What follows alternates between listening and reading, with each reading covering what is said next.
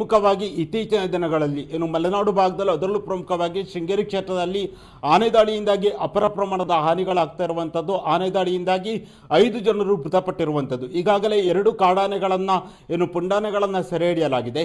ಅದರ ಜೊತೆಯಲ್ಲಿ ಈಗ ಕೊಪ್ಪ ತಾಲೂಕಿನಲ್ಲೂ ಕೂಡ ಆನೆಯ ಒಂದು ಉಪಟಳ ಜಾಸ್ತಿ ಆಗಿರುವಂಥದ್ದು. ಕುಂಚೂರಾಗಿರ್ಬೋದು, ಹುಲ್ಗಾರ್ ಆಗಿರ್ಬೋದು, ತಲ್ಮಕ್ಕೆ ಈ ಭಾಗದಲ್ಲಿ ಏನು ನಿರಂತರವಾಗಿ ಕಳೆದೊಂದು 20-25 ದಿನಗಳಿಂದ ಆನೆ ದಾಳಿ ಆಗ್ತಾ ಇರುವಂಥದ್ದು. ಇದ್ರ ಕುರಿತಾಗಿ ಮಾತಾಡೋದು ನಮ್ಮ ಜೊತೆ JDSನ ಹಿರಿಯ ರಾಜ್ಯ ಉಪಾಧ್ಯಕ್ಷರಾಗಿರುವಂಥ ಸುಧಾಕರ್ ಶೆಟ್ಟಿ ಅವರು ನಮ್ಮ ಜೊತೆ ಇದ್ದಾರೆ. ಸರ್, ಪ್ರಮುಖವಾಗಿ ಏನು ಕೊಪ್ಪ ತಾಲೂಕಿನಲ್ಲೂ ಕೂಡ ಈಗ ಆನೆ ದಾಳಿ ಆಗಿರುವಂಥದ್ದು, ನಿಮ್ಮ ಮೊದಲನೇ ರಿಯಾಕ್ಷನ್? ಮೊದಲನೇ ರಿಯಾಕ್ಷನ್ನು, ಆನೆ ದಾಳಿ ಆಗಿದ್ದಕ್ಕೆ ಸ್ಥಳೀಯ ಶಾಸಕರು 2 ಆನೆಗಳನ್ನು ಇಲ್ಲಿಂದ ಸ್ಥಳಾಂತರಗೊಳಿಸಿದ್ದಾರೆ.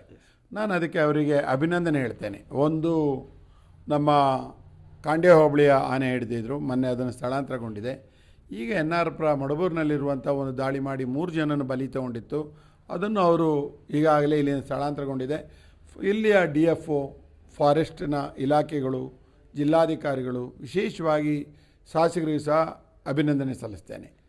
ಆದರೆ ಇಲ್ಲಿರುವ ಆನೆ ಇನ್ನೂ ದೊಡ್ಡ ಪ್ರಮಾಣದ 2 ಆನೆಗಳು ಈ ಭಾಗದಲ್ಲಿದೆ. ಒಂದು ಕುಂಚೂರು, ಈ ಅಂದಗಾರು ಈ ಭಾಗದಲ್ಲಿ ಓಡಾಡ್ತಿದೆ. ಈಗ ಜನಗಳಿಗೆ ಭಯಭೀತರಾಗಿದೆ. ಇವತ್ತು ಬೆಳಗ್ಗೆ ನಾನು ರವಿ ಅಂತೇಳಿ ನಮ್ಮ ಕುಂಚೂರಿನ ಒಬ್ಬರು ಯುವಕನ ಮಾತಾಡಿದೆ.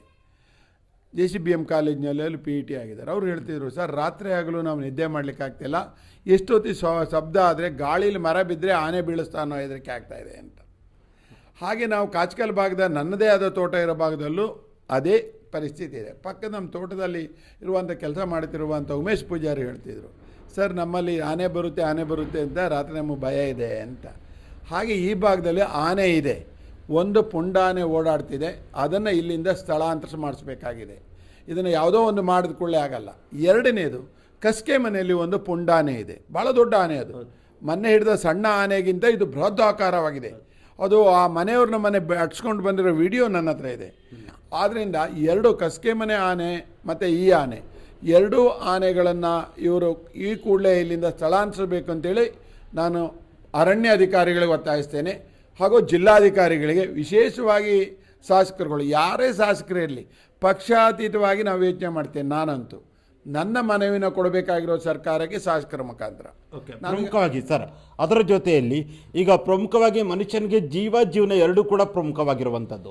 ಈಗ ಒಂದು ಕಡೆಯಲ್ಲಿ ಈಗ NR ಭಾಗದಲ್ಲಿ ಜೀವವನ್ನು ಆನೆಯಿಂದ ಒಳಗಾದರೆ ಕೊಪ್ಪ ತಾಲೂಕಿನಲ್ಲಿ ಜೀವನ ಹೋಗ್ತಿರುವಂಥ ರೈತರು, ಕಾರಣ ಆನೆಯ ದಾಳಿಯಿಂದಾಗಿ ಏನು ಗದ್ದೆಯ ಅಗಡಿ ಅಂತ ಏನು ಹೇಳ್ತಾವೆ ಅದು ಕೂಡ ನಾಶ ಆಗಿರುವಂಥದ್ದು, ಅಡಿಕೆ ಮರಗಳು ನಾಶ ಆಗಿರುವಂಥದ್ದು, ಕಾಫಿ ಗಿಡಗಳು ನಾಶ ಆಗಿರುವಂಥದ್ದು, ಅಪಾರ ಪ್ರಮಾಣದಲ್ಲಿ ಆನೆಯಿಂದಾಗಿ ಒಂದು ಒಂಟಿ ಸಲಗದಿಂದಾಗಿ ಹಾನಿ ಆಗ್ತಾ ಇದೆ. ಇದ್ರ ಕುರಿತಾಗಿ ಏನು ಹೇಳ್ತೀರಾ? ಇದಕ್ಕೆ ಕುರಿತಾಗಿ ನನಗೆ ಅರ್ಥ ಆಗ್ತಿಲ್ಲ ಶಾಸಕರು ಯಾಕೆ ಕಣ್ಣು ಮುಚ್ಚಿ ಕೂತಿದ್ದಾರೆ ಅಂತ.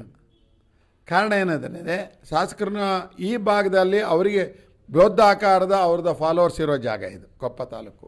ಆದ್ದರಿಂದ ಅದು ಕುಂಚೂರು ಅವ್ರದ್ದೇ ಆದ ಪಂಚಾಯತಿ ಮೆಂಬರ್ಗಳೆಲ್ಲ ಇರುತ್ತಾರೆ. ನಾನು ಕುಂಚೂರು ಭಾಗದ ಈ ಆನೆ ದಾಳಿನ ಭಾಳ ದಿನಗಳಿಂದ ಎಲ್ಲ ಮೀಡಿಯಾಗಳು, ನಿಮ್ಮ ಮೀಡಿಯಾಗಳಲ್ಲಿ 4 ಸಾರಿ ಹೇಳಿದ್ದೀರಿ. ನಾನು ಶಾಸಕರಿಗೆ ಒತ್ತಾಯ ಮಾಡ್ತೇನೆ, ಕುಂಚೂರು ಕಸ್ಕೆ ಮನೆ ನನಗೆ ಇಡೀ ಕ್ಷೇತ್ರ 2 ಭಾಗದ ಆನೆಗಳನ್ನು, ಅದು ಪುಂಡಾನೆ, ಬೃಹದಾಕಾರದ 2 ಆನೆಗಳು. ಇಲ್ಲಿರುವ ಆನೆನೂ ಯಾರೋ ಹೇಳ್ತಿದ್ರು 13 ಅಡಿ ಹೈಟ್ ಇದೆ ಅಂತ. ಅದು 13 ಅಡಿ ಹೈಟು ಬೃಹದಾಕಾರದ ಆನೆ ಇರುವಂಥದ್ದು. ಇಲ್ಲಿ ಕುಂಚೂರು ಹುಲ್ಗಾರ್ ಭಾಗದಲ್ಲಿ ತಿರುಗಾಡ್ತಿರುವಂಥ ಒಂದು ಆನೆ. ಕುಂಚೂರು ಹುಲ್ಗಾರ ಭಾಗದಲ್ಲಿ ತಿರುಗುತ್ತಿರುವ ಆನೆನೂ ಬೃಹದಾಕಾರದ ಒಂಟಿ ಸಲಗ. ಅದೇ ರೀತಿ ನೀವು ಆ ಭಾಗದ ಒಂದು ಕಾಂಡ್ಯ ಹೋಬಳಿಯ ಕಸ್ಕೆ ಮನೆ ಆನೆನೂ ಅದೇ ಥರ ಇದೆ. 2 ಆನೆಗಳನ್ನು ಇಲ್ಲಿಂದ ಸ್ಥಳಾಂತರ ಮಾಡಿ ಅಂತ ಶಾಸಕರಿಗೆ ಮತ್ತು ಅರಣ್ಯ ಅಧಿಕಾರಿಗಳಿಗೆ, ವಲಯ ಅಧಿಕಾರಿಗಳಿಗೆ ಒತ್ತಾಯ ಮಾಡ್ತೇವೆ. ಅದರ ಜೊತೆಯಲ್ಲಿ ಪ್ರಮುಖವಾಗಿ ರೈತರು ತಾವು ಬೆಳೆದಂಥ ಏನು ಬೆಳೆಗಳನ್ನಾಗಿರ್ಬೋದು, ಕೃಷಿ ಇದನ್ನು ಕಳೆದುಕೊಂಡಿರುವಂಥದ್ದು. ಈ ಸಂದರ್ಭದಲ್ಲಿ ಶಾಸಕರಿಗಾಗಿರ್ಬೋದು, ಸರ್ಕಾರಕ್ಕೆ ಅಥವಾ ಸ್ಥಳೀಯ ಆಡಳಿತಕ್ಕೆ ಪರಿಹಾರಕ್ಕಾಗಿ, ಜೊತೆಗೆ ಅರಣ್ಯ ಇಲಾಖೆ ಪರಿಹಾರಕ್ಕಾಗಿ ಯಾವ ರೀತಿಯಾಗಿ ಒತ್ತಾಯವನ್ನು ಮಾಡ್ತೀರಾ? ಏನು ಈಗ ರೈತರು ನಾವು 6 ತಿಂಗಳಿಂದ ಅದನ್ನು ಹಸನು ಮಾಡಿ, ನಟ್ಟಿ ಮಾಡಿ ಎಲ್ಲ ಮಾಡಿದ್ದೀವಿ. ಇದು ಅದನ್ನು ಸಂಪೂರ್ಣ ನಾಶ ಮಾಡಿದೆ.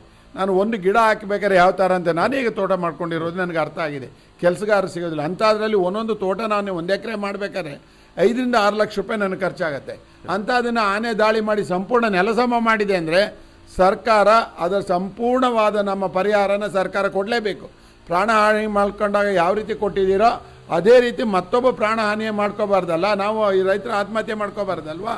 ಆದ್ದರಿಂದ ಪರಿಹಾರನ ಎಷ್ಟು ನಮ್ಮ 1 ವರ್ಷದ ಖರ್ಚು ವೆಚ್ಚಗಳನ್ನು ಮಾಡಿ ಪರಿಹಾರ ಕೊಡಲೇಬೇಕು ಅಂತ ಸರ್ಕಾರಕ್ಕೆ ಒತ್ತಾಯ ಮಾಡ್ತೇವೆ. ಓಕೆ.